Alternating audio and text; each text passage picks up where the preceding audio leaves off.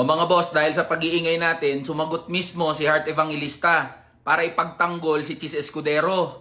Sabi niya, sabi daw ni Cheese, hindi naman daw babawasan, hindi lang dadagdagan yung holidays ng mga manggagawa.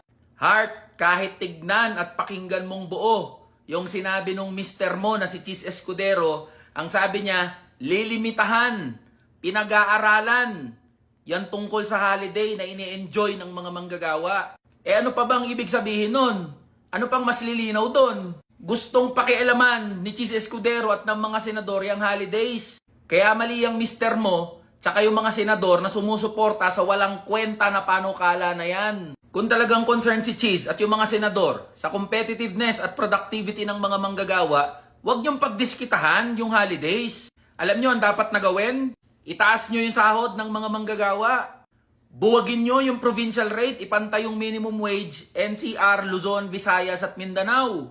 Tiyakin nyo yung humane conditions of work, gawing makatao yung mga lugar kung saan nagtatrabaho yung mga manggagawa.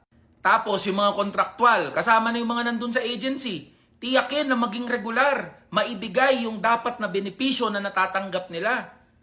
If the workers have more income to spend, if they are getting their benefits, and if there are humane conditions of work, then the workers will be happy. If the workers are happy, then the workplaces will be happy also. If the workers and workplaces are happy, then it will translate to more productivity and competitiveness of our workers. Yan dapat ang iniisip ni Cheese Escudero at ng mga senador. Kaya Miss Hart, salamat at napanood nyo yung video ko, napanood nyo yung pag-iingay ng mga manggagawa.